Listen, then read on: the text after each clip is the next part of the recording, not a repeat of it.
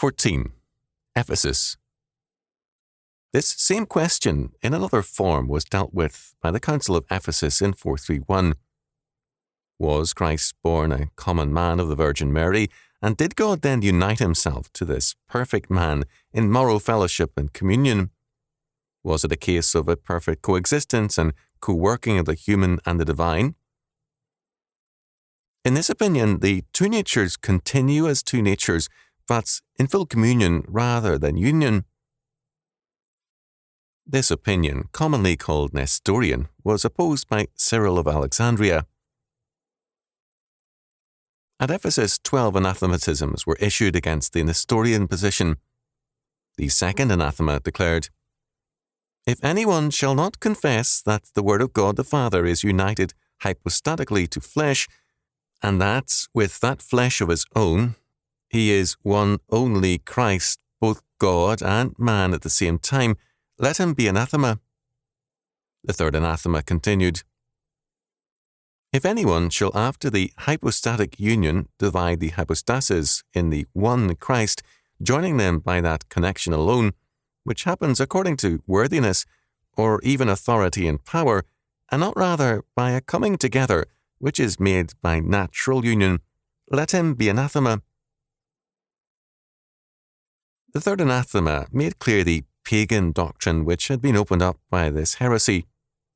A worthy man with power and authority could effect a common operation with God and become the manifestation of God for his age.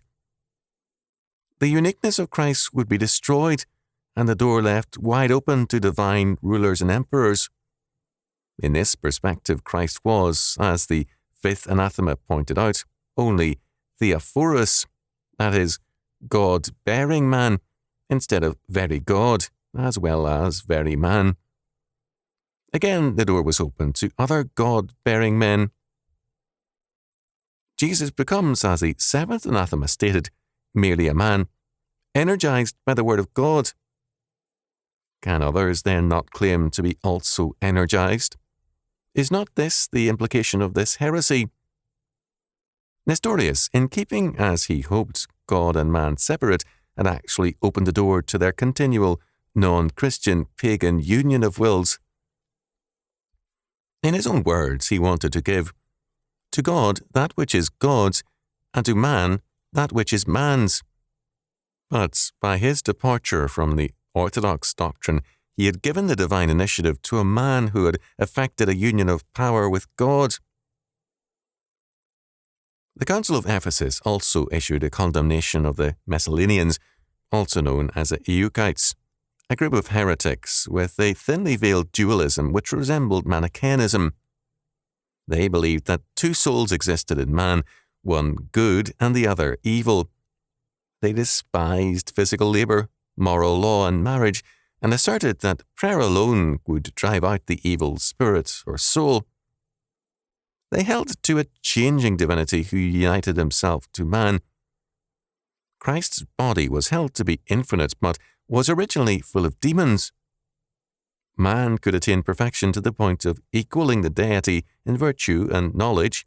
Perfection meant impassibility. Their infiltration in monasteries was especially extensive. The group survived and was on the medieval scene as the Bogomiles as well as the Messalians. Here, more openly, but with the same tenacity, the issue was Orthodox Christian theism versus anti-Christianity